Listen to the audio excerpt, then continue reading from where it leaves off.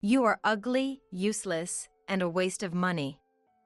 Just get married and leave this house soon. Dad spat these hurtful words at me when I was just 16 years old.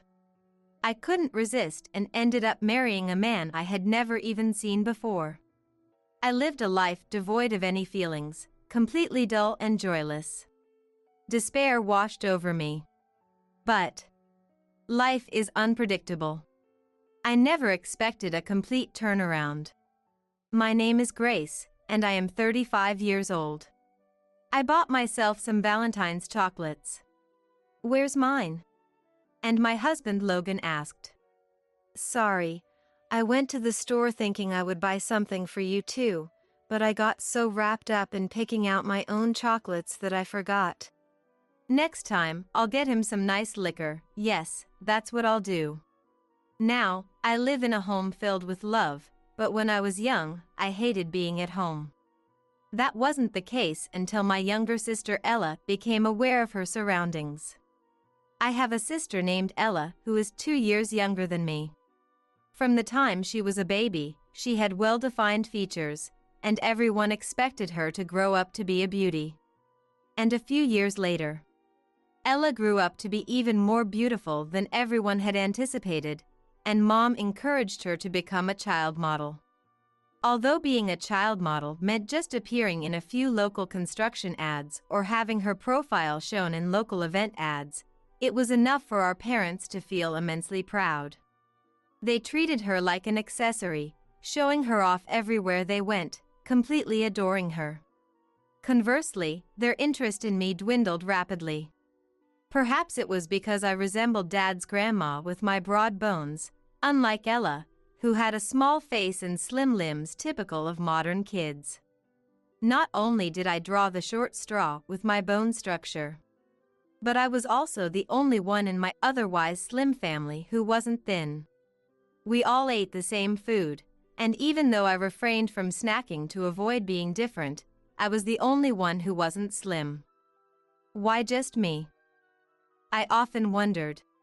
I can't count the times I wished I had a figure like hers. However, even as a child, I understood that comparing myself to others was futile. I am me. I should focus on my strengths. Though I thought that way as a child, my parents completely denied my existence. Well, she's the first child, so she's like a prototype. She turned out terribly. Once, when my parents were drunk in the living room, I overheard them talking bad about me. Those words, which I happened to overhear, cast a long shadow over my heart for years, making me think, am I a failed prototype? Mom was a beautiful woman who was confident in her appearance and always cared about how she looked, no matter her age. It would have been fine if she had only been particular about herself, but she was also strict with others. She would disdainfully talk about a neighbor who went out to take out the trash early in the morning in pajamas with no makeup, looking down on her.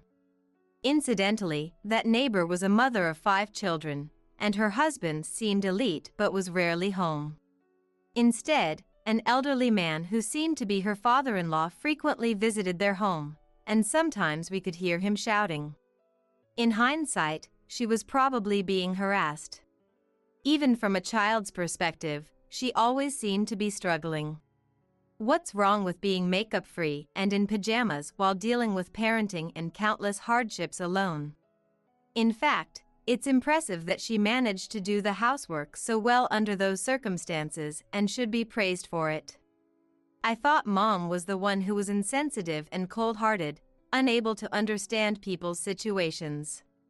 It was sad but natural that such a mom didn't find me, with my unattractive looks, cute. When I became old enough to receive an allowance, Ella got $10, and I got nothing. The visible differences became more apparent. For example, Ella got a meal full of meat, while my plate was piled high with the vegetables she hated. By the way, I hated those vegetables too. Dad never said anything about Mom's behavior, and Ella, sensing something was wrong with this household, seemed to enjoy my precarious position. There wasn't a single ally for me in the house. Ella wouldn't get scolded even if she broke something, but I would get harshly reprimanded and often hear, "You're the older sister, aren't you?" This phrase was used as a kind of excuse to make me the bad one. It's common for younger siblings to get hand-me-downs from their older siblings, but in our house, it was only when Ella declared she didn't want them or outgrew them that the clothes would come to me. As a result, I always wore clothes that were too small, with sleeves and hems that didn't reach properly. Having a big boned frame and not being skinny, wearing clothes that were too small was the worst. It made me look even fatter, and of course, my classmates found it hilarious. Even though it was Mom who dressed me in ill-fitting clothes, she would also laugh at me with disdain. At home and outside, I kept hearing that Ella was the cute one, and my originally bright personality gradually darkened. Even when interacting with friends, thoughts like maybe this person thinks I'm ugly too, or maybe they secretly want to be friends with Ella, would cross my mind. Now I know how irrational those thoughts were, but at the time, I kept having such paranoid delusions. With such a negative mindset, it's no wonder I couldn't maintain relationships, and my friends gradually decreased. However, rather than feeling depressed about it, I preferred isolating myself. I was tired of doubting people's feelings while interacting with them. It was more comfortable being alone. During this gloomy school life, just before entering high school, an incident occurred. It turned out my parents hadn't paid my high school enrollment fee. My parents never intended to send me to high school. They wanted to spend money on Ella's dance and acting lessons instead. After some persuasion, I finally got my parents to agree that, "If you pass the cheap public high school entrance exam, we'll let you go," he asked. At the time, Ella's entertainment activities were increasing, and I, burdened with household chores by my parents, studied desperately amidst the chaos and passed the public high school entrance exam as instructed. Thinking everything would be okay now, I naively trusted my parents. Those people were not my parents, but monsters who just gave birth to me. Mom said, "Enrollment fee?" I forgot. "But it's fine, you don't need to go to high school. Even if you study with that face, your life won't be much better." Without any apology, Dad and Ella laughed loudly while clapping at this. Realizing too late that the enrollment fee hadn't been paid, I gave up on high school. Of course, there was the option to work part-time, save money, and enroll a year later, but I couldn't bring myself to do it. I felt burnt out. The path I desperately pursued by following my parents' orders was suddenly closed, and I felt like, with a standard education, I still couldn't shake the dark thoughts that no one would ever love me. But that shouldn't have mattered. Why does adolescence make us so negative? My parents said, "At least you don't have to go to school, now you can do all the housework." They said it sarcastically, but I had already resigned myself to such a life. I didn't feel like going to a part-time job, nor did I have the energy to leave home, and looking back, I was probably on the verge of depression. Every day felt like I was a robot, just doing what my parents told me to do. One day, "Hey, tomorrow is your 16th birthday, right?" Suddenly, my dad spoke to me. "What?" "Yeah." Lately, my dad had been ignoring me, so I couldn't help but smile when he mentioned my birthday. My birthday was usually ignored every year, but maybe this year they would celebrate it? Maybe it was because I had been working so hard on the housework? I had a faint hope. Then, "Get married and leave the house soon. An ugly, useless daughter who costs too much money is a burden." What? Dad forced the idea of marriage on me as casually as telling me to go to the supermarket. I was so stunned I couldn't say a word. Without even looking at me. "Get married and leave the house tomorrow." He said something outrageous. "Wait, what do you mean, Dad?" "There's someone we need to get close to for Ella's work." He's the son of someone in the entertainment industry. But why marriage? At a dinner, Grace saw his picture and liked him, so the conversation led to marriage. Seeing Dad so pleased made me feel an unfamiliar sense of disgust. I had never seen a picture of this man, and Dad's smiling talk felt like he was selling his daughter. Anyway, a man who would marry a girl he'd never seen in this day and age, it's impossible. Everything seemed unreal. The guy saw your picture and liked you. It's a miracle that someone likes you, be grateful. Dad finally looked at me with a big smile, leaving me speechless. Liked me? That was impossible. I had always been told I was unattractive. For someone to like that, it must be a very strange person. Maybe he's desperate, or just doesn't care, or maybe he's trying to make me do something terrible. I could only think there was some hidden agenda. When I tried to say I didn't want to. If you complain, I'll throw you out. Dad yelled, and I had no choice but to stay silent. And so, I was forced into marriage. Ella watched and laughed, clapping her hands, enjoying my misery. It was a moment when I cursed my weakness and being born into this family.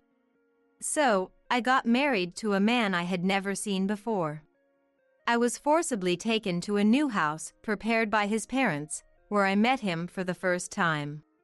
My husband Logan, 10 years older than me, was a very plain man. He wasn't particularly gloomy, but he lacked energy. I'm not beautiful either, so I can't be picky, but he wasn't someone I could ever fall in love with.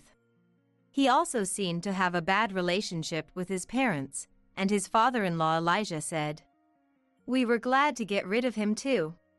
He seemed happy that Logan was leaving home because of this marriage. Ah, so we're both the same. Thinking that made me feel empty and sad, like we were both being discarded in this marriage. Thus began my life with Logan, a marriage I never wanted. For the first month, we only exchanged greetings in the morning and before bed. We ate separately, and I avoided seeing him as much as possible. But one day, Logan said something unexpected. "I know you don't like me.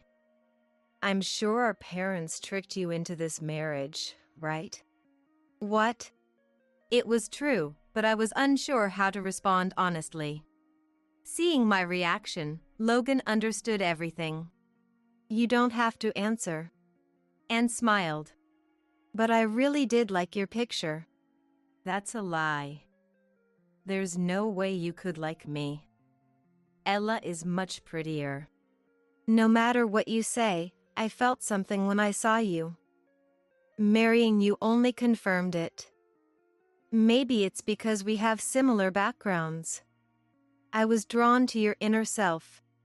Logan's sincere words left me speechless. I couldn't believe it, yet his eyes seemed truthful.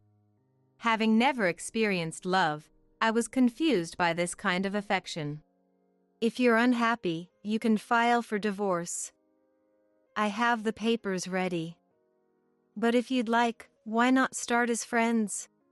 His shy smile made my heart flutter just a bit, a secret I still keep. His suggestion to start as friends rather than as a married couple, showing kindness and understanding, moved me. We began eating meals together. We didn't have any formal agreement, and even after seeing Logan's kindness, it took time to become comfortable with him. Slowly, we started having conversations about the weather and our preferences, breaking down the invisible wall between us. We found that we both loved books and had many common interests. As he had mentioned, we were both treated as outcasts by our parents, sharing similar values and thoughts, making our time together more comfortable than with anyone else. As we lived together for a year, then too, Logan proposed to me, and we truly became a married couple in our hearts. Does it sound strange to get proposed to when you're already married? Well, we were always an odd pair. We skipped dating and the initial proposal, but we took our time to rebuild those steps together. Even after 10 years, our parents never visited us, but we lived a peaceful life and had a child. Just when I thought my life wasn't so bad, the news reported that a famous celebrity was arrested. Apparently, another celebrity involved in the crime could also be implicated, causing a media frenzy. It seemed like a world apart from ours until I heard Ella's name among the suspects. Though she held the title of actress, she had no significant work, barely participating in showbiz, but she was still affiliated with an agency and occasionally worked as an extra. Despite her lack of fame as an actress, she gained notoriety as a criminal. Photos showed her entering a club with a famous actress and a group of men. While she managed to avoid charges, it was clear to everyone that she was involved. The person who leaked the photos was a classmate who worked at the club and disliked Ella. This classmate took photos secretly when Ella visited the club. "She's up to something shady," and shared them. Someone sold it to a magazine, and that's how this whole mess started. Well, I thought it had nothing to do with me anymore, but suddenly my parents showed up at my house. As soon as I opened the door, Help me, Grace! She clung to me with tears in her eyes. Dad was desperately supporting her. Mom, who used to be so beautiful, looked sickly thin, her hair dirty and thinning with gray strands. "What are you doing here?" "I don't remember being asked for help." You're the only one we can rely on now. Huh? Seeing my confused expression, "Let me explain," Dad said. Apparently, Ella had been arrested recently. Since she was a no-name actress, it hadn't made the news, so I didn't know. Ella's classmates had somehow gotten the information, even though I, her sister, hadn't. Rumors had spread, and now everyone in the neighborhood knew about Ella's crimes. As a result, my parents' home had been subjected to graffiti, stones being thrown, and silent phone calls. We can't live in that place anymore. Why did Ella do such a thing? I should never have had her. You're my only daughter. She broke down in tears, hugging me tightly. Please, we can't live in that house anymore. Let's live together here and have a happy life together. What are they even talking about? I quietly grabbed Mom's shoulders and pushed her away. Grace? I don't remember ever having a happy life with you two. What are you saying? We were a close family. That's right, Grace. Their confused expressions showed. They didn't want to upset me. If we were a close family, I wouldn't have ended up in this marriage. You sold me out for Ella. But you're still married, aren't you? It turned out fine. Dad's smirk made me snap, and I shoved him. Don't joke around. What was fine about it? It just so happened that Logan is a good person, but if he were a bad person, my life would have been hell. What do you think people's lives are? A family built on someone else's sacrifice is bound to fall apart. I shouted, my voice trembling with anger. Tears welled up unexpectedly. Logan, who had been standing next to me, gently took my hand. Forgiving people is important, Grace. Dad said this with a sleazy smile, and I, irritated, finally said what I'd been holding back. Then why don't you both live with your respective lovers? Forgiving is important, right? Just forgive each other's mistakes. The two of them froze. Their faces pale as they looked at each other. What? Did you think I didn't know? Both of you were cheating, right? You didn't realize you were betraying each other? Yes, my parents had both had affairs.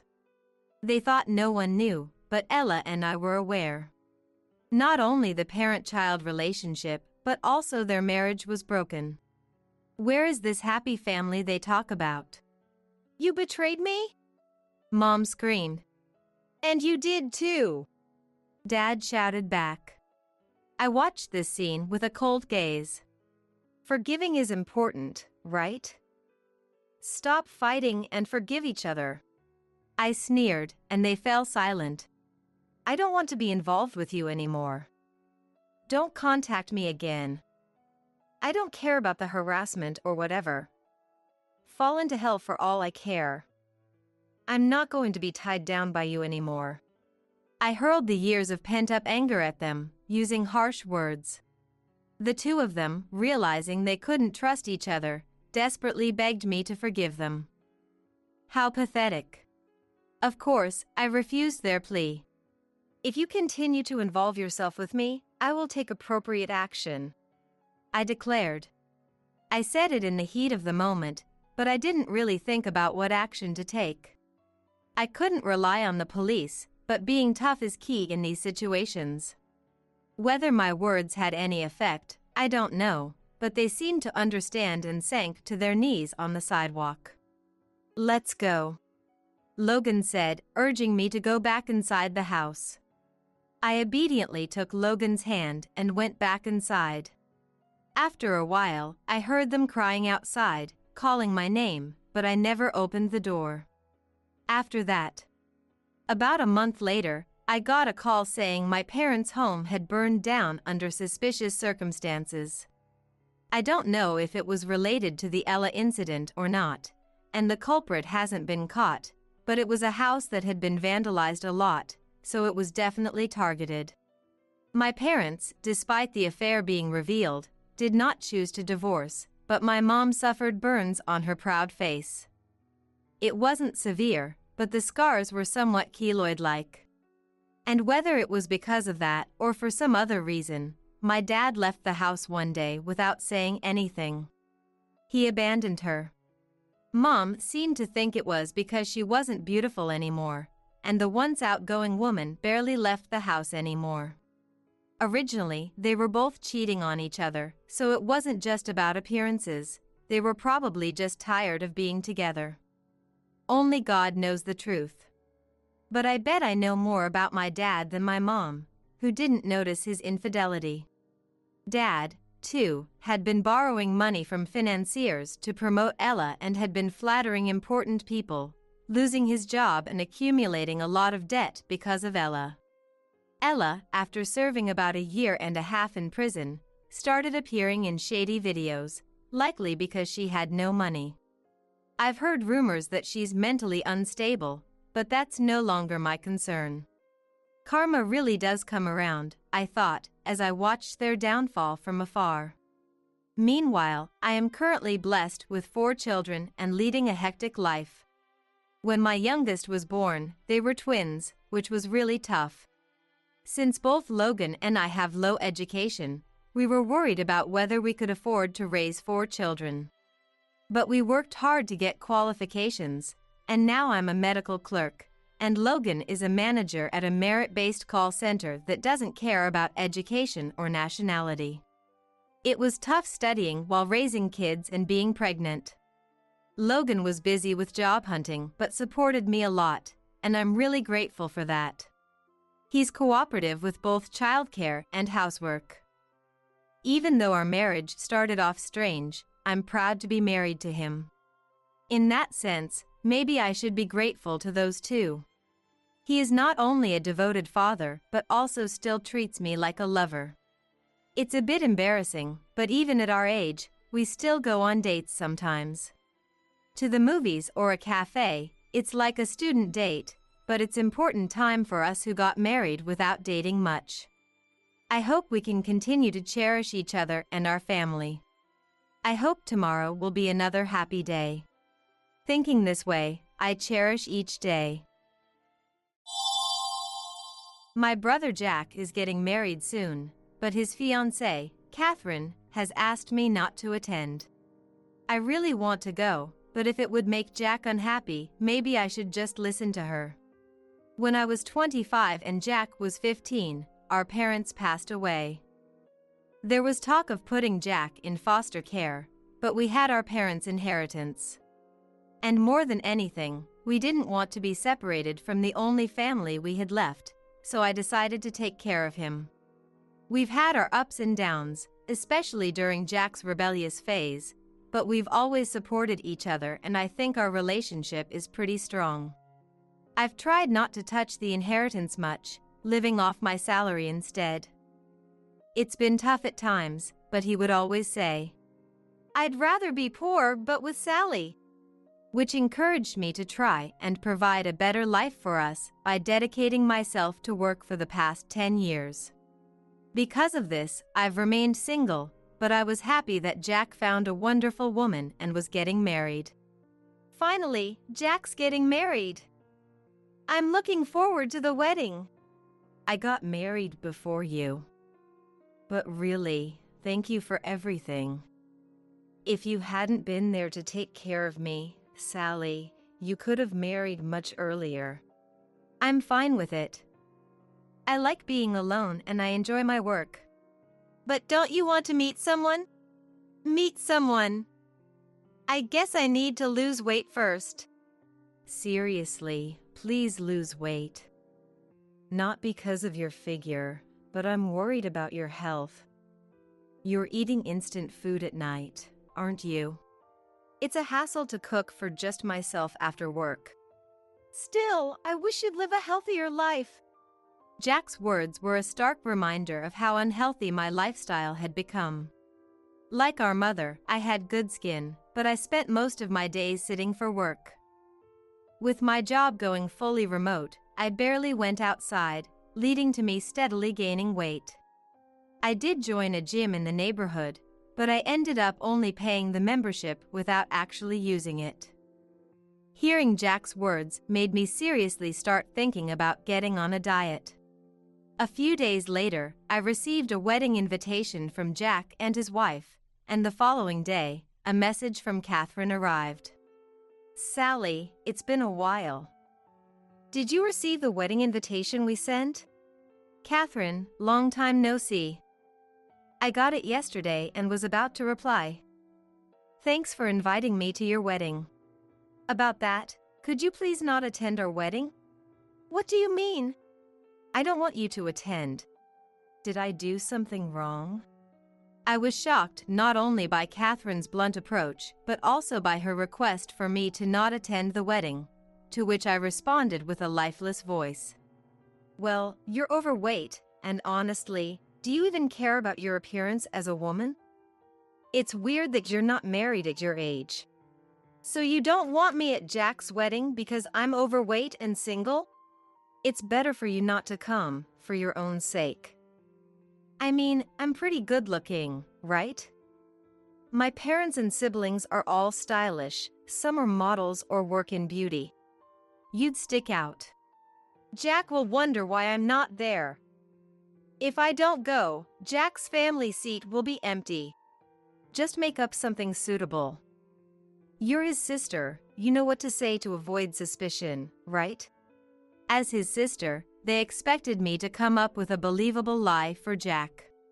I'm sorry, but I can't marry you right now. I've started dieting recently. More than anything, I want to see my only brother's wedding through, for our parents in heaven. I expressed my heartfelt wish to Catherine, despite her remarks. However, in response to my words, Catherine dropped all the emojis she had been using and expressed her dissatisfaction. The wedding is about me, the bride. My wishes should come first. I don't want my wedding ruined by an obese, single woman. And don't bring up anything about parents in heaven on my special day. Do you plan to be selfish at a celebration by mentioning those who have passed away? I was speechless at her harsh words and couldn't reply for several minutes. Then, perhaps satisfied with my silence, Catherine mockingly added, I don't mind keeping up family ties, so do send a gift for our happiness. Wouldn't that be something even your parents in heaven would appreciate?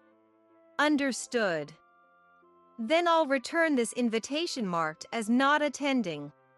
I wanted to end the conversation with Catherine as quickly as possible, not wishing to speak with her further.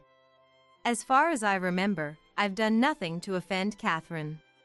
We only met during family meetings, and beyond that, I've only exchanged Christmas cards with Catherine's family, never directly interacting with her. So, it was a shock to receive a message from her, especially one indicating she thought so poorly of me. I considered telling Jack, but hesitated since their marriage was already official a few months back. I wondered if staying silent was better, to avoid causing trouble in their newlywed life. Afterward, I sent Jack a message along with the returned invitation, apologizing and stating I couldn't attend the wedding. Why? What happened? I have an unavoidable meeting that day. That's a lie, right? The company would let you off for a family wedding. Well, it's actually a client who specifically requested me.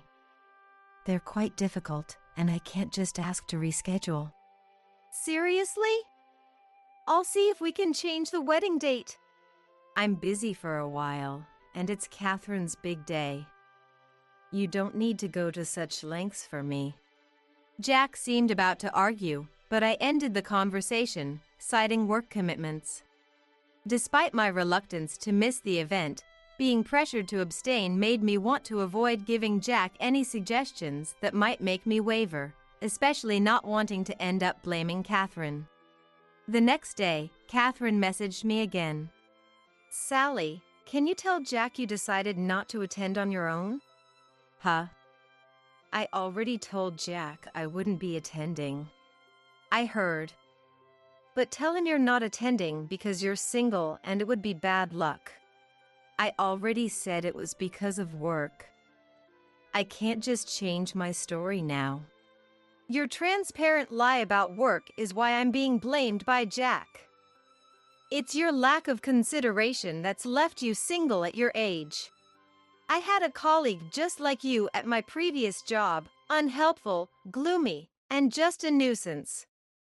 When I saw you, you reminded me of her, exactly.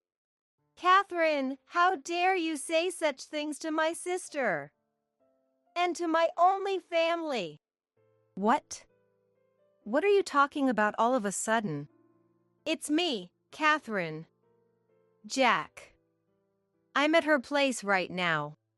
Sally, stop with the pitiful act.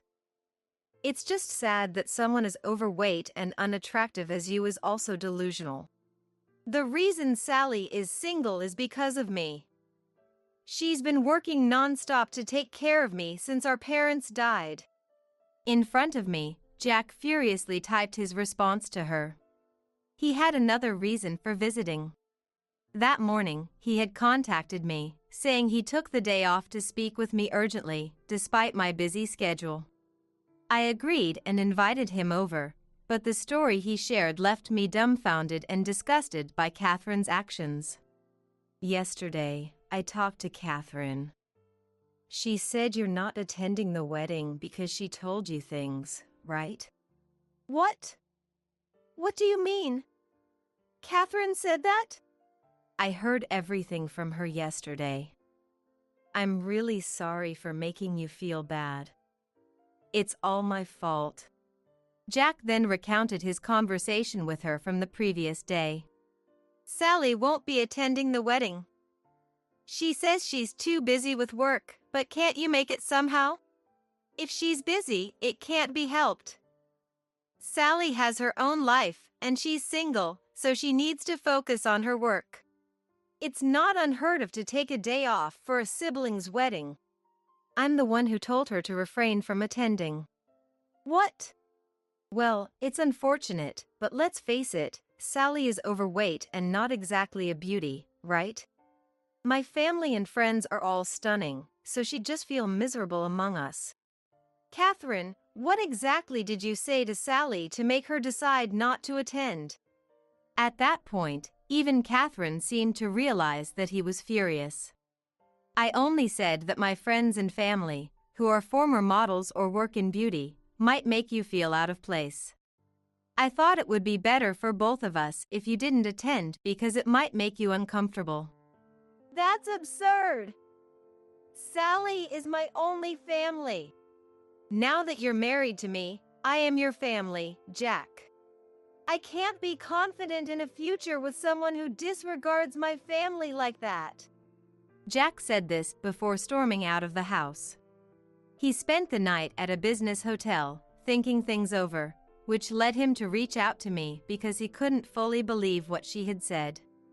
After calming down, I too quickly realized the truth, but I was initially so shocked by Catherine's words that I stubbornly thought it best to stay quiet. I'm embarrassed I didn't have complete faith in Jack. Sally, I'm really sorry. I knew Catherine was proud of her looks, but I never imagined she could be this unreasonable. I'm going to divorce her. Even if it means I have to pay compensation, I can't spend my life with someone who disrespects you, my family, like this. Jack apologized to me after sending his response to Catherine. Are you sure? She's your wife. Didn't you love her? Catherine's true nature began to show after we got married. She quit her job without discussing it with me. Rated women we passed on the street or saw on TV, and I just felt something was off. I guess she was always like this, but I failed to see it. Jack admitted with regret. Then his smartphone rang. He signaled me and answered on speakerphone. Jack, are you at Sally's? Yes. We were just talking about divorcing you, Catherine. What? I'm your family now that we're married. Sally is my family too. After we divorce, Catherine will be a stranger, but Sally will always be my family. But you should prioritize me, right? If Sally had done something wrong, I would have sided with you. But you mocked not only her appearance, but also her life dedicated to me. What if she demands money from you later because she's still single? How much do you think we spent on the wedding for your sake? What? Sally helped pay for the wedding because I wanted to make it perfect for you. You knew that, right? That's a different matter. How can you say it's different after demanding she not attend even though she helped financially? I'll be discussing this with your parents. Fine. My dad and mom will definitely side with me. Dad will hire a lawyer to claim compensation from you guys. And I'll never agree to a divorce. Catherine spat out these words before hanging up abruptly. Tomorrow, we are meeting with Catherine, her parents, and Jack to discuss the divorce. I'll be there too. The divorce between Jack and Catherine was settled, with Catherine bearing all the cancellation fees for the venue. Though we hadn't planned on claiming any compensation, Catherine's parents insisted, so a lawyer drafted the documents, and we received a small amount. Catherine also had to cover the legal fees. It was a relief. At the meeting, we presented printouts of the messages Catherine had sent. Catherine, what is this? How dare you prepare something like this? It's despicable. The lowest. Catherine told her parents that she was constantly harassed by Sally, and Jack did nothing to help, even siding with Sally. She had lied to her parents, who were furious upon learning the truth. These messages are fabricated. Just to trap me. Catherine, you've sent similar messages to your friends, right? Telling them not to come to the wedding because Jack's sister is unattractive. We've got messages from your friends. Jack showed the printouts of the message exchanges between Catherine and her friend. Before Catherine could retaliate, he also played a recording of a conversation between Catherine and Jack at my house. Upon receiving all the evidence we presented, Catherine's parents immediately offered a deep apology. We're truly sorry. We agree to the divorce and will make Catherine pay for the cancellation fees. We had great respect for Sally and Jack's journey. We were proud our daughter married such a wonderful man, but never imagined she would do something so foolish. Why won't my parents support me? Nobody would side with you after seeing this. Catherine, do you understand what you've done? Apologize now. I'm sorry. Contrary to her expectations, Catherine protested in tears to her parents' reaction, but her father dismissed her objections, and her mother urged her to apologize. Catherine did apologize, but it was in a manner reminiscent of a child begrudgingly saying sorry after being scolded, leaving everyone present feeling considerable discomfort towards her. The next day, the divorce between Jack and Catherine was finalized. Jack had a lawyer acquaintance prepare the necessary documents. Of course, the cancellation was communicated to the venue, and Catherine's parents covered the cancellation fees. It seems Catherine will have to work and pay them back. Having unilaterally decided to become a stay-at-home wife, she will now have to start job hunting. It appears her previous job was obtained through her parents' connections, so finding a new position on her own merits might prove difficult. Jack and Catherine met through college friends, and Catherine had been spreading baseless rumors, attempting to undermine Jack's reputation. She had been telling various people to request my absence from the wedding, resulting in backlash from those aware of the truth. I'm Mary, in my 30s, the only daughter of an old family.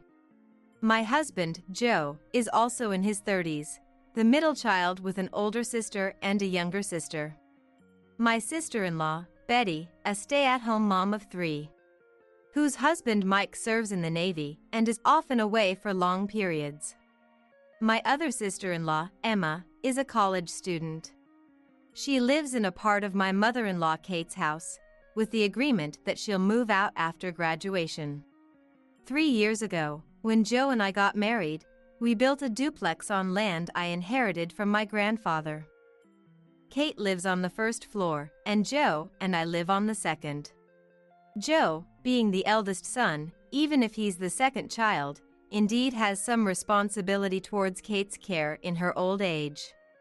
I was a bit bothered by the idea of it being an obligation, but wanting to marry Joe no matter what, we discussed with Mike and agreed to design the house so both families could live separately. The house is in Joe's and my name, and Kate agreed to bear all her living costs. Only $20,000 was paid initially, and nothing after that. Joe and I have been paying off the mortgage. It was nowhere near enough, and we thought it was supposed to be in installments, but it was just a one-time payment. With just that $20,000, Kate acted as if she owned the entire first floor. Already then, promises were not kept, but what happened next was even more unacceptable. It all started when Betty was hospitalized.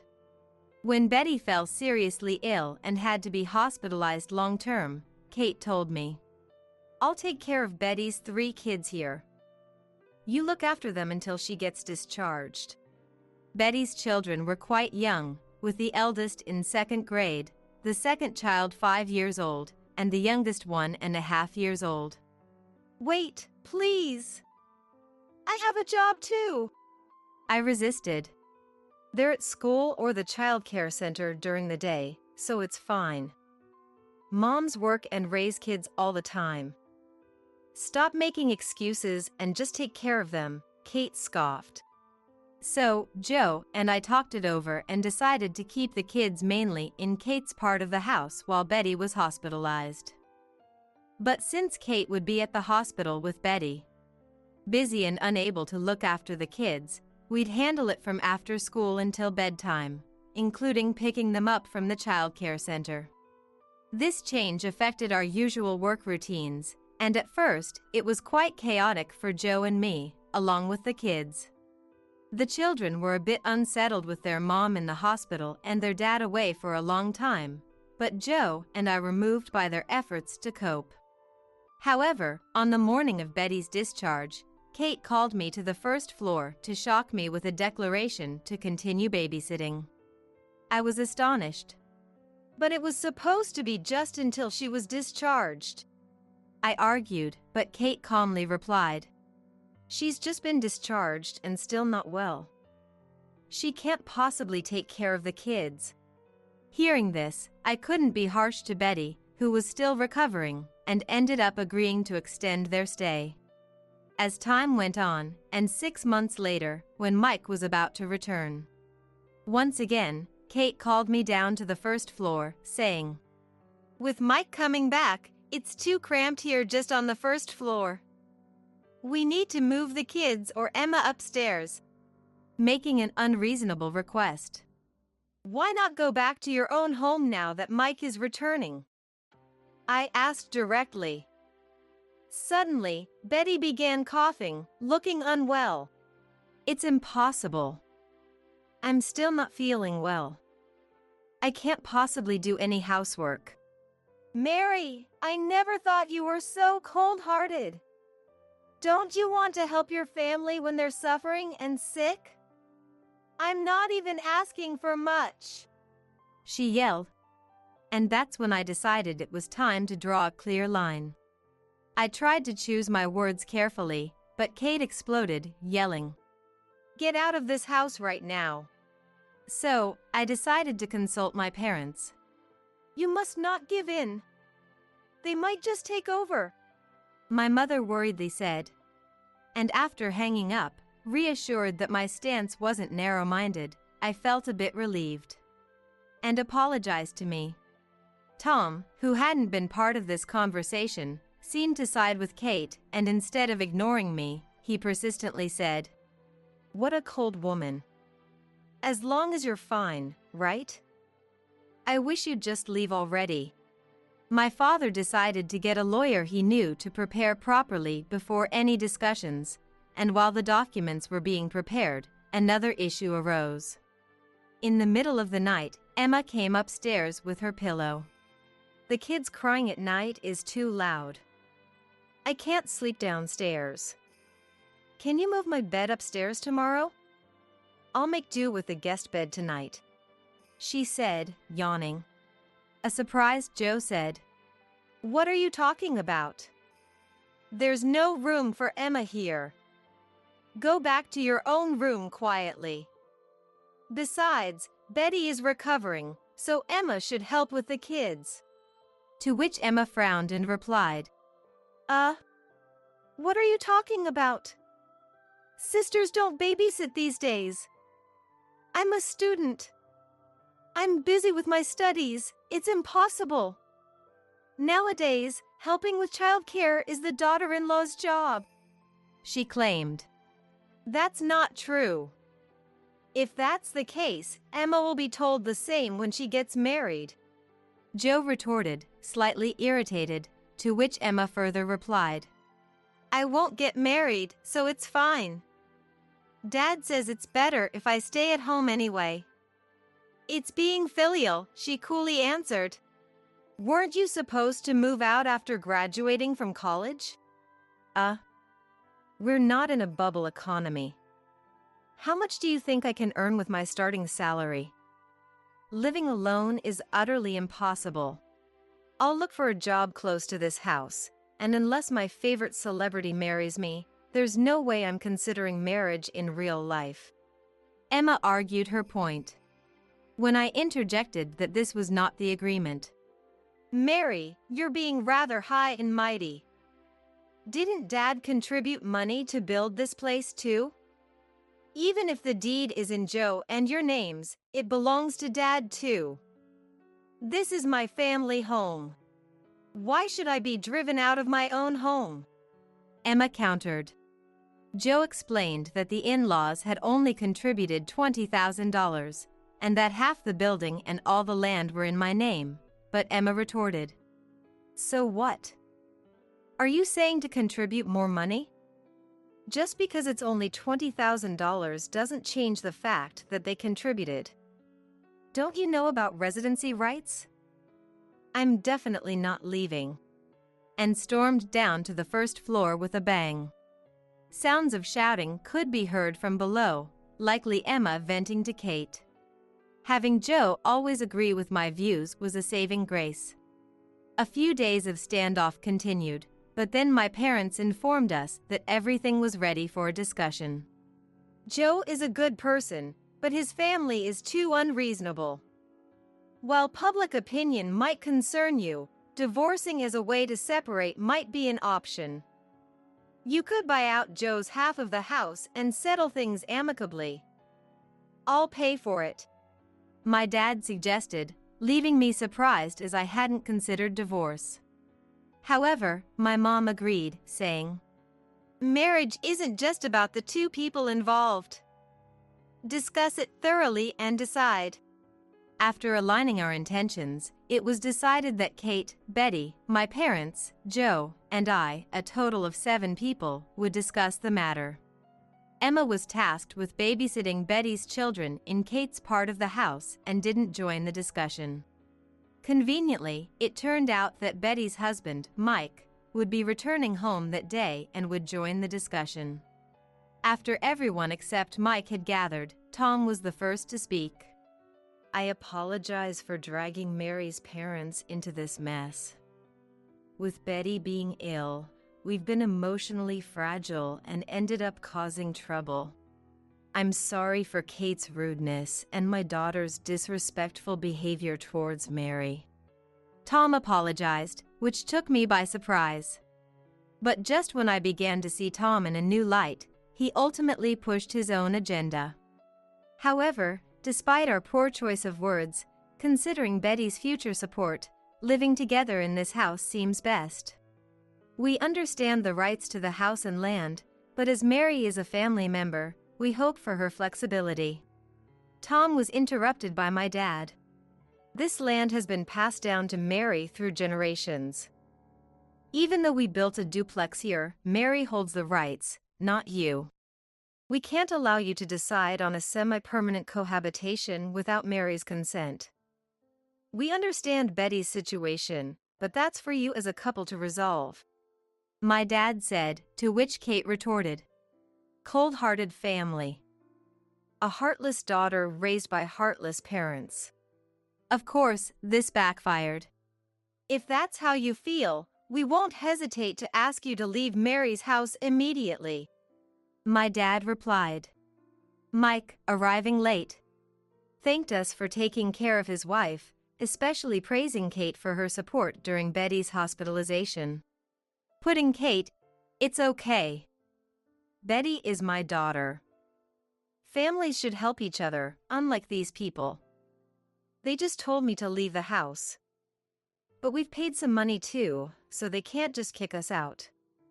We have residency rights, Kate started. Claiming residency rights over $20,000? I'm speechless. What now? As my dad and Kate were about to argue, Joe suddenly apologized deeply. Ben, Jane, I'm so sorry for the trouble my family has caused, insisting on our rights after only paying $20,000 and living here with so many of us. And even making brazen requests despite Betty's illness. It's too much to ask to continue living here, Joe told my parents. I decided to address the financial issues I had avoided until now, to assert agreement with Joe. I was prepared for living with Kate and caring for her in her old age when I decided to marry. However, I regret that only $20,000 was contributed towards the living space on the first floor. The situation with Betty's family living here semi-permanently and Emma's post-graduation independence, among other unilateral decisions, is too much. Isn't it absurd to ask for the second floor because the first is too cramped? I said, and Mike, finally catching on, spoke up. I'm sorry for any inconvenience. Being away often, I couldn't look after my wife and kids, leading to this situation. I wasn't aware of the land ownership or the small contribution made, or the brazen requests made even though it was for Betty's sake. My parents left some land in the countryside, which I plan to sell to buy a house nearby. Kate can live there with Betty and the kids, and I'll provide for them. I appreciate your past kindness and will look for a suitable property immediately, Mike said. He had always wanted to live with Kate and was considering how to finance it since his parents had passed away. But Kate insisted on staying here, demanding, "You're breaking promises." As the eldest son, it's only natural for you to care. At that, my dad exploded. Enough! We'll consult a lawyer.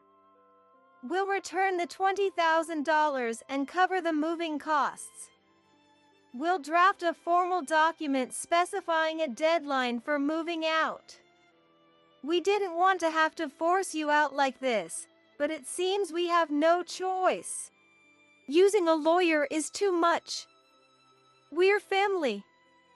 Shouldn't we settle this amicably? Kate persisted. We can't trust you. Not trusting us is quite rude. You were the ones who wanted to get married and said living together as a multi-generational family was fine. I would have been okay with calling off the engagement. So greedy, both mother and daughter-in-law of the eldest son. Kate continued to rant, but Joe had enough. Stop making a scene. I've told you, it's come to needing a lawyer because you're being unreasonable. Please, no more trouble. What are we, as adults, doing? Eventually, Kate moved out to live in the property Mike purchased. Originally, the plan was for Kate to live on the first floor of the duplex and be taken care of in her old age, but their brazenness led to them being kicked out. Feeling somewhat guilty about it, I mentioned to Joe that maybe we could invite Kate back once Betty's health improved and she no longer needed to live with us. Joe replied, Mary, you're too kind. Haven't you learned your lesson? They'll just take advantage again, and I'm totally against bringing her back. Joe went as far as to sever ties with Kate and Betty, even proceeding with disinheritance. I was shocked by Joe's thoroughness, realizing he must have been truly desperate about his family. It pains me a bit that Joe had to choose estrangement, but given their unreasonable behavior, it might have been inevitable in any scenario. Emma was forced to live alone as no room was prepared for her in Betty's new home. When Emma tried to insist on staying, claiming this was her family home and she had residency rights, I told her, "This isn't your family home anymore," leading her to storm out in anger. Later, Tom rented an old apartment for Emma, but she refused to move in, saying, I can't live in such an old apartment. That's impossible. Upset by her ingratitude, Tom stopped paying her tuition.